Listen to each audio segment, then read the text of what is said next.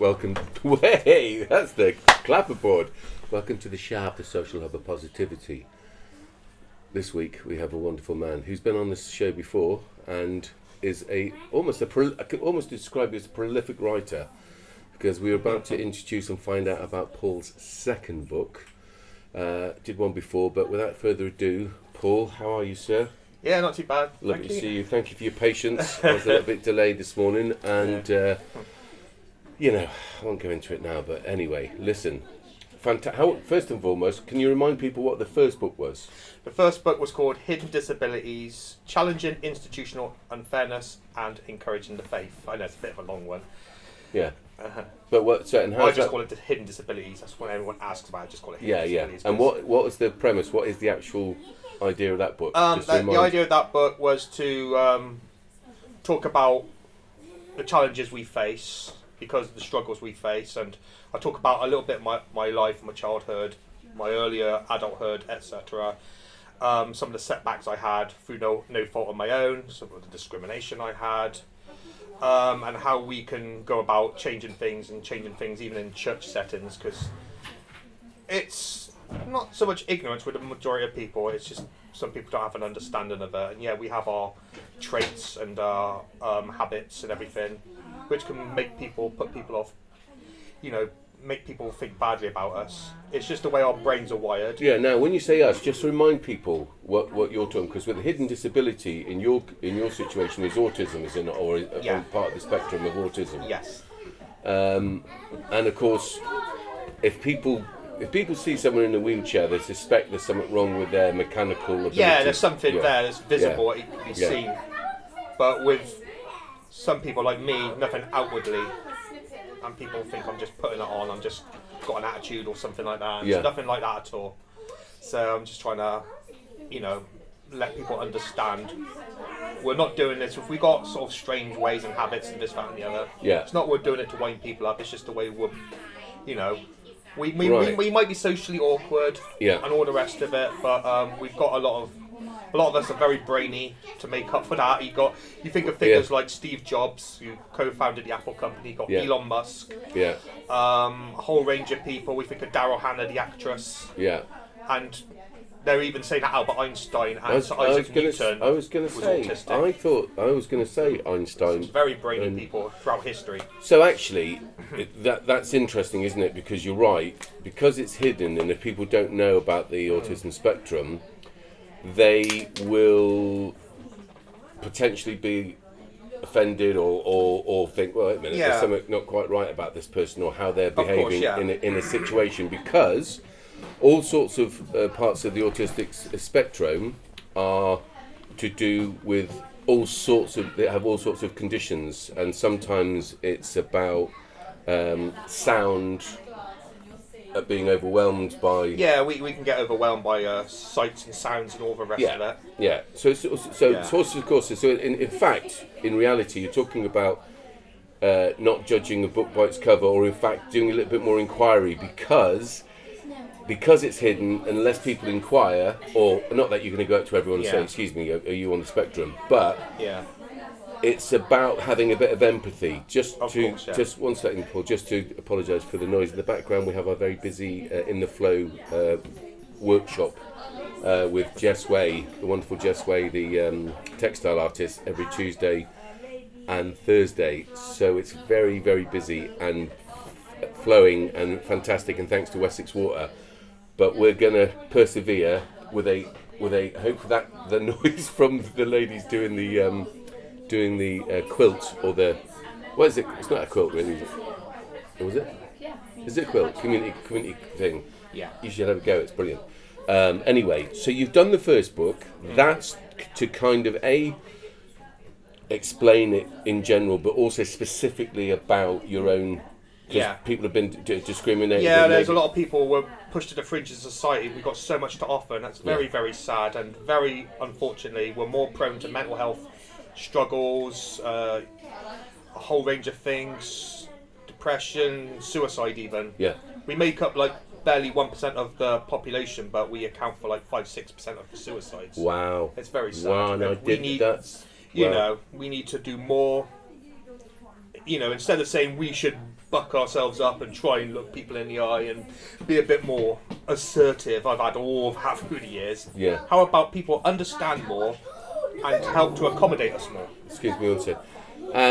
Addy, sorry, Dan, can you two go in there just a minute while I just do this interview? Is that okay? No, not that way. Go back. Thank you. Anyway, that's interesting. So you've had that. Do you have it from teachers, or where was that? I've had it throughout the whole course of my life in different, school, work, leisure settings, you name it. Wow. I've had this kind of issue. It's, I'm 47 and sadly, it's not as bad as it was, but it's still there, it still exists. I was going to say, do you think that there's... Right, absolutely, hence you've got the trouble of writing a book, which just shows your ability and intelligence. But here's the interesting thing for me, well, not the interesting thing, it's not for me, it's about, do you know a change, and if so, when did the change in societal sort of behaviour responses to you? Can you pinpoint that, or is it just a gradual thing that you've... It's not been a major change like a renaissance, but yeah, probably through the 2010s things have eased up. We've got more of an understanding of mental health as well, so that's sort of in tandem with that's really helped with more understanding of autism, mental health, and the whole umbrella of that kind of thing. Yeah, good, good. But I think people like yourself who are able to write books, how's the book doing? And what platform was your original book on? Was it on Kindle? Or it's on Amazon and Kindle, both of them are. Right. Yeah. And how are they doing? Do you mind me asking? I'm not quite sure, to be honest. Well, it doesn't matter. The fact that you've done it. It doesn't matter, yeah. Actually, in its sense, in itself, you doing that, has that helped you? Yeah, it has, with my own well-being, and gives me a kind of like a purpose. Yeah. A platform as well, so that's also very helpful. That's fantastic. Right. Yeah, let's hear about your second book. The second book Amazing. is called 2 books. Jesus and the Manosphere. What is the Manosphere? Some people might ask of a certain vintage. It's kind of like an umbrella of groups, some good, some a bit extreme. Yeah. So it's if I was to read the cover description, because I don't have the book on me. That's fair enough. Bear with me, and I'll read it out. And basically, like 6 weeks after, because I made a bit of a dog's dinner of the Hidden Disabilities book, and I had to I bumped it up and nearly doubled it. Wow. Felt great. Wow. To over 30,000 words. But then Wow, I started watching all these videos, and I thought someone ought to write something about this on kind of like a Christian theme as well. And I thought, why don't I try it? So bit by bit, day by day, I sort of done 300 words, and before I knew it, I surpassed the Hidden Disabilities, and I got it over 40,000 words. Yeah. So anyway, without further ado, Jesus and the Manosphere, a Christian book unlike any other.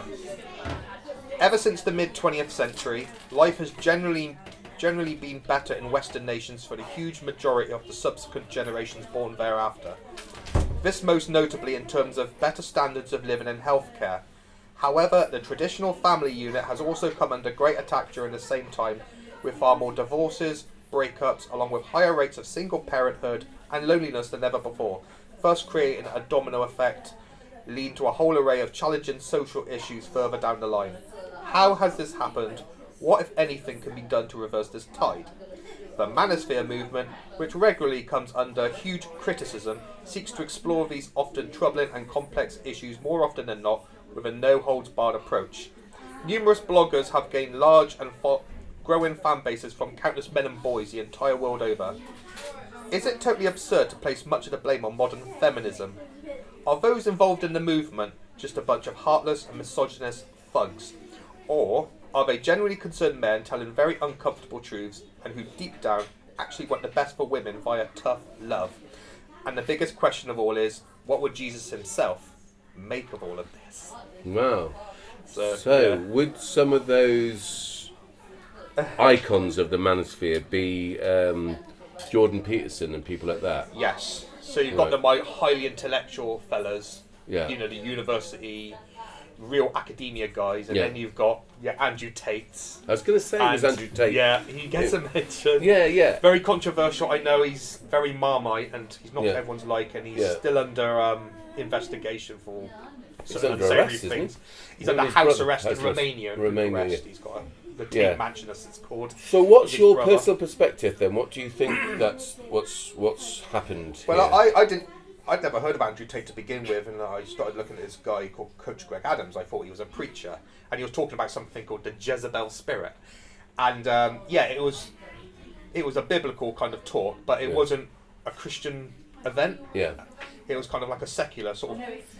Jezebel corrupted King Ahab, her husband, and he was a weak king, and this, that, and the other. And it's kind of like, watch out for these sort of dangerous women, and blah, blah, blah. And I was sort of watching more and more of these videos, and I came across a podcast which is very controversial called the Fresh and Fit podcast. I don't know if you've ever heard of them. No. They're based in Miami. Right. They usually have a lot of women around their table, and they discuss relationships, and it can get very heated. I've seen some of those. And there's similar podcasts to that. Yeah. I've been watching loads of them for the past few years. Yeah. And then after that, I found I got to hear the name of Andrew Tate because he was on the podcast at one time. Yeah. He's been on it a few times. So I started watching more and more of these videos, and there's quite a few of these other blogs and events. There's the 21 Convention, which is based in Orlando, Florida, not far from Miami. And it's kind of like TED Talks. Yeah. Talk about relationships. It's like TED Talks. They'll have a guy on a big platform. He talks to an audience. There's a few others. There's a few British ones. There's even a lady called Pearl Davis, an American lady based in London, and she does a podcast called Just Pearly Things.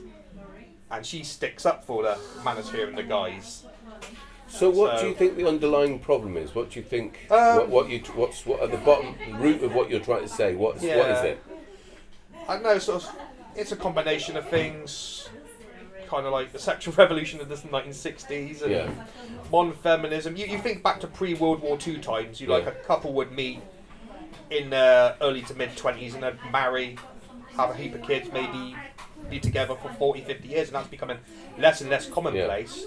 But you look at some of these Muslim majority nations, you go to Saudi Arabia, Pakistan, and you get couples that will do the same thing, and they've married for like 40, 50 years, but that's becoming more and more rare in America, in Britain, in Australia. More divorces, but I don't know, it's a whole combination of things. I don't. Yeah, well, no. What is the combination of things though? That's the interesting thing, because what would you say it is? Because, and are you saying that it's to do with women? I'm not saying it's a combination of both. Right. Yeah, I don't. I'm not saying this is the exact answer, but it's a whole combination of things. If you have to read the book and go through it, and it'll break it down. I'm not saying women are complete. I'm not saying I don't want to get into trouble here. So these are very sensitive subjects. Yes, of course they are. No, but it's funny because I'm a massive advocate certain of trends women, and attitudes. Which, of course, I'm big at. No, but what I'm saying is I find myself in male situations. I think it's partly because I had 5 sisters. I've also got 4 brothers, so I feel quite comfortable in my. I've always have felt quite comfortable, but I've always been quite sensitive. And I have, from a perspective, always thought it was bizarre how women were treated by the male. Well, I do talk about that. Dominated society. So, for instance, I have thought it bizarre that we've subjugated women. You talk about different cultures, and it's like, why do men? And I put it down to the fact that some are deep rooted in the male psyche.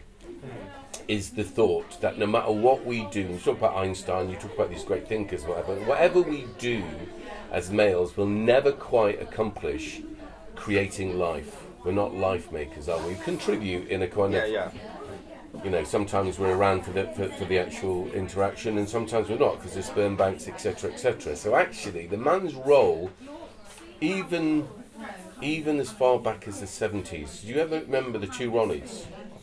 They used to. You ever see that the worm has turned?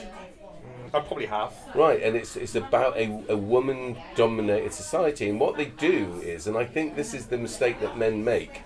I think is that they have women just replicating the sort of hard, kind of brutalist way that men run society. Because I have a suspicion, because women are life makers and creators, they would be more empathetic. And I'm not talking about Thatcher, because she was quite perverse in a lot of ways, and quite, well, really, she was she didn't have, for me, the empathy that a true leader would have. You need to have absolute compassion for every member of your society, and try and bring them on. And if you're going to get rid of the mines, great, but replace them with something and give those great people that have worked centuries to uphold and to stoke the fires of the industrial revolution, and everyone, British and whatever, and humanity benefited from. Climatically, I wouldn't have said so, but anyway, if you're going to replace the mines because actually, for whatever reason, she said uneconomical, I'd say climatical, and the working conditions of the miners they should have got rid of anyway. But however, either way, replace that with something for those traditional communities, and then you won't have conflict. She wasn't empathetic. She's not a typical woman. So what I'm saying is, I think that if women were in charge right through the world, we'd have less war, we'd have less crazed ideas about how we'd diminish life. These mass destruction through nuclear weapons. What's happening in Gaza now? Oh, it's terrible. It's absolute disgrace. It's genocide, and no one's saying anything about it. So are you crazy people? How do we not recognise that? In the same way as Putin killing innocent people in Ukraine, it's the same thing as anyone killing anyone, any innocent life. It's a disgrace, and it's a sin. You're a Christian, aren't you? Yes. It's funny because we are talking about, actually, Jesus was, of course, from Palestine. From a very patriarchal society, and yeah. I do talk a lot about how he's so compassionate to women, even the women that were on the fringes of society, the beggars and the women that sold their bodies and all that. They were absolutely, Romans, the Romans and the mainstream society, the Jewish, the Pharisees, etc., etc. Everyone that isolated him, he actually was on the side of the outcast more so, wasn't he? Yeah, of course. That's what I talk about. Yeah, which is interesting. In both of them, in his disabilities, I said that. No, you're totally right. This is interesting because so in the same way as I don't think organised religion manifests Jesus' words and his actions. Yeah, that's very true. Right? I was indoctrinated into the Irish/Roman Catholic Church. My Never dad was more. too. Never more was there a hypocrisy visited on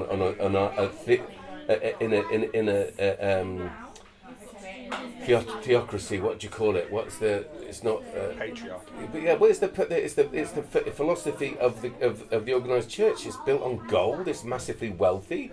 It's supposed to be helping the poor. It takes loads of money from poor. I do mention the Irish film The Magdalene Sisters. Oh yeah, pretty disturbing. Oh yeah, and Mary Magdalene, of course.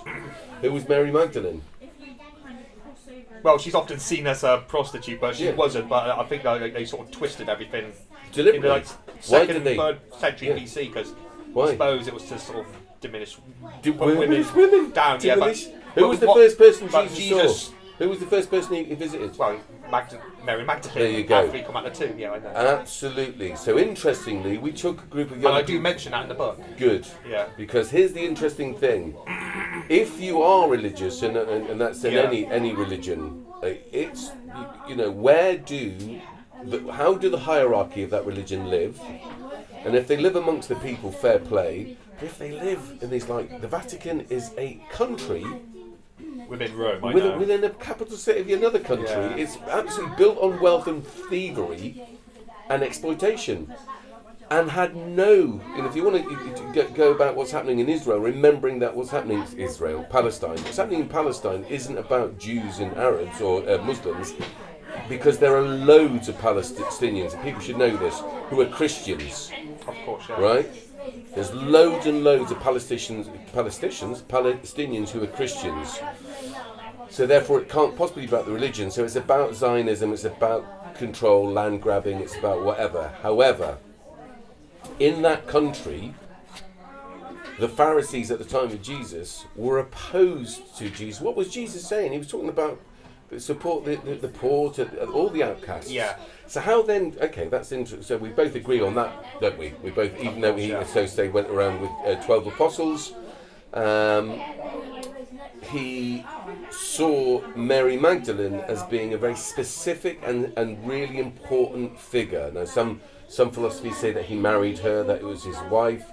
Some, as you know, tried to totally change the dimension of who she was, called a prostitute. Yeah. We took some young people to Jesus Christ Superstar recently, and do you know that in Dan Brown's the Da Vinci Code. he says about Leonardo da Vinci's Last Supper. Yeah, it's got hidden messages. Right, but it's also that to the left. Yeah, all right. To the left of Jesus, it is actually a woman. It's Mary Magdalene. That's how important she was. That's what he's saying. When we went to see, because Lauren went, we took a group of our, we have an alternative education program. Yeah. Bizarrely, one of the lads that used to come to our education was doing the national tour of Jesus Christ Superstar as the lighting guy. So he's really done brilliantly. George, legend. We go and see it, and they do this tableau, and it's a replication of the Da Vinci Last Supper scene, and they have a female to the left of Jesus. I went, wow, that's really quite I don't know how many people realised it, but it's like, wow, they're saying that whoever produced this, whoever directed it, made that specific statement. Yeah. So it's a long-winded thing, but I'm really interested in what you're saying. How do you then square off? What's your thoughts? So if you are a Christian and you respect Jesus and you see how he was there to support and to big up, for want of a more intellectual word, Mary Magdalene, what was your thought? What's your feeling about all this Jordan Peterson, Andrew Tate, all this sort of stuff? What do you think? Well, we're all equal, but we have different roles. Yeah. So what do you think the role of a woman is? To nurture and... Yeah. Is that nature's role for it? Right. Like I said, men, we use like, in traditional, pay the bills, men go out, work, blah, blah, blah. And women look after children, nurture. Okay, I think it's important. I don't want to sound sexist here, but we've got our roles to play. Listen, okay, we all got our roles to play, but you're talking about Einstein. Yeah. And you're talking about great scientists and great major breakthroughs. Maya, who's going to edit this, have a look on DNA and all the famous female scientists that without them, we wouldn't have had all these things. So what would you suggest happened to those women, or what would you suggest society would be like if women, Florence Nightingale, all sorts of, what's her name? Marie Curie, well done. Marie Claire's a magazine. So, apologies to everyone, every female in the world. Marie Curie.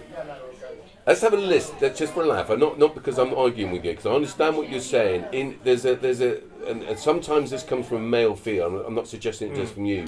That they're going, hey, women are taking over. It's like, they're playing football. It's like, my sisters played football. I never thought from a young age, I taught my younger sister, she's very good. And when I turn up to football matches, knockabouts on the park, my mates say, what have you brought her for? I'm saying, because we're going to play football. And this is back in the 70s. And they're like, what? I said, she's going on my side, don't worry about it. And as soon as they saw the play, because I took a lot of time to teach her to play, that she could hold her own, that became a non-question from then on. Same thing when we played war and sort of stuff, I would bring her along because I hated leaving her on her own, whatever. So I would bring with me and then just front up with the lads.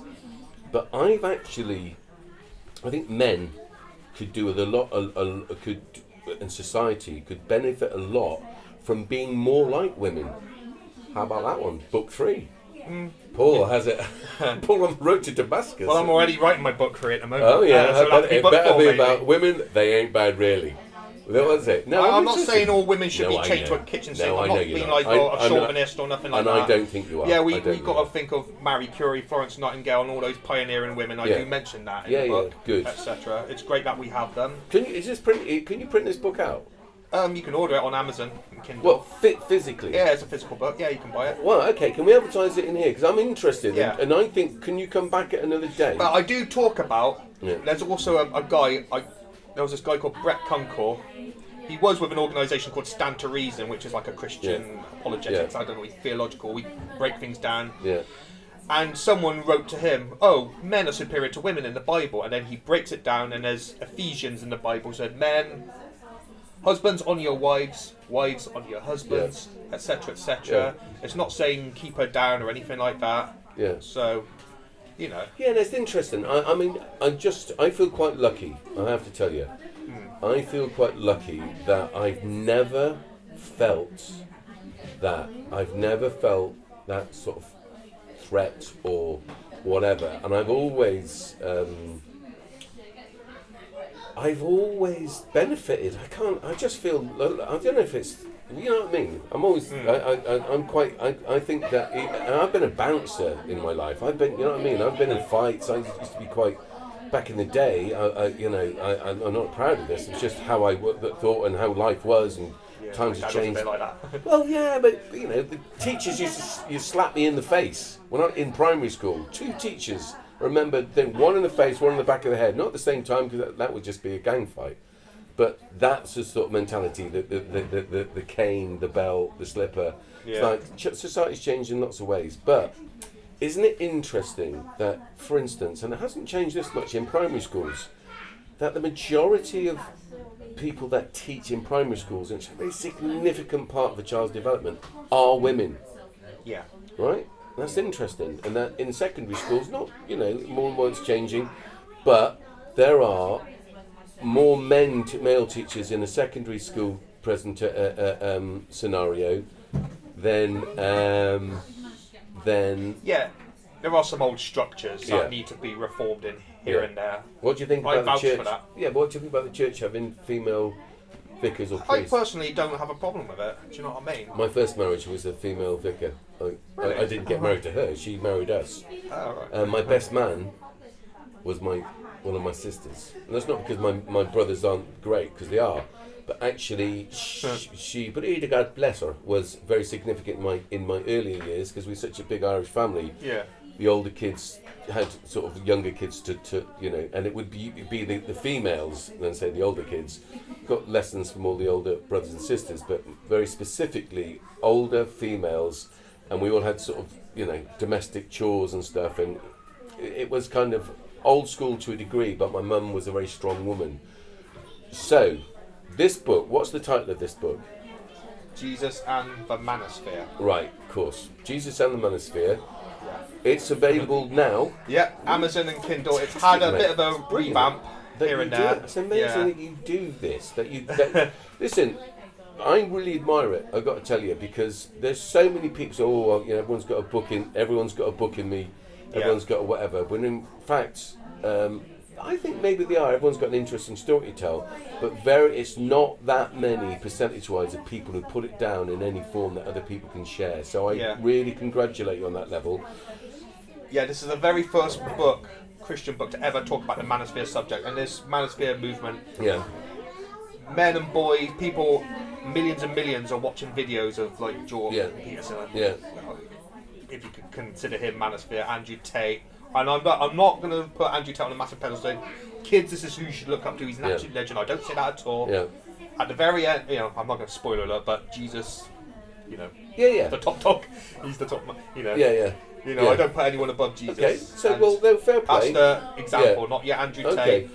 Or some of these other guys are all brash and drive sports cars and all smoking cigars and they're swaggering about. Yeah. You know, I can see how there's the appeal of that. Kids look up, watch them, and they got these jet-setting lifestyles and all that.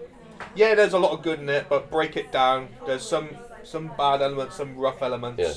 So, you know, look at it. That's brilliant. Okay, so people, you can make your own mind up, and we'll have another discussion. Please buy my book and then make your own mind up. Do you know don't go ranting and raving once you see this video. And don't go jumping to conclusions. No, exactly. That's the really important thing. Yeah.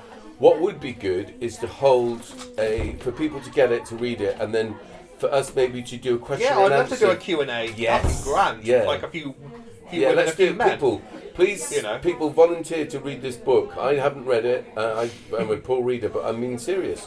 And then get back to us and we'll do a question and answer, because that's what's brilliant about these podcasts, is that real people like yourself showing other people that in society, in our community, it's close and far, because other people in other countries watch this, but it's about people doing it for themselves. It's about not being subjected to other people's media, other people's ideas and thoughts. If people like yourself, who at certain points in your life have felt on the outside or felt, you said, on the fringes. On the fringes, because of your a condition that you happen to have. It hasn't stopped you writing 2 books and you're on number 3. So whatever that condition is, everybody, maybe you should research it more, people out there. However, I'm really impressed. It doesn't really matter. I'm not advocating your books because I've never read them. I'm advocating you as a human being having the freedom to express yourself, and that you have gone to the trouble to share it is actually quite a marvellous thing. Shall I talk about number 3? I don't know if it's ever going to come out. It's in its very early stages. It's about what's known as the Passport Bros movement, and these are guys from America, Britain, Europe, Australia, and they're going abroad like to find, wives in the different countries like the Philippines, Costa Rica, and it's like, why are these guys going out? And it's like, these women are more traditional, blah blah blah. They feel. Okay.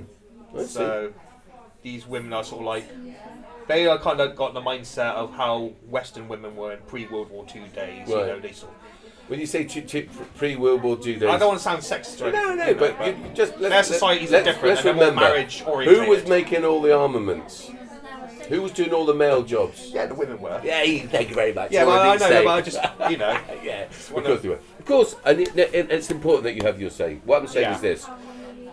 To counteract it, because it's also true, when we talked about hunting and gathering tribes back in the day, remember that the women went out hunting as well. They looked after the kids, they made the food, they did this. They were not just sitting there meekly at home, they were fearsome. Oh, no. And, this book dare is I as mention, pro-woman as it gets. Boudica. I want to really assure you that. No worries.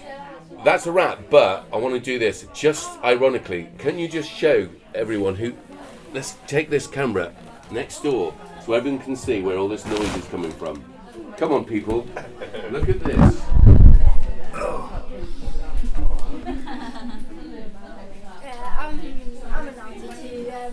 Fantastic. And the 2 girls have just gone. That's brilliant. Well done. Paul, you're a legend. Oh, thank you. Honestly, I'm so impressed. Really, I love talking to you. Spinning at 1,000 miles an hour, just another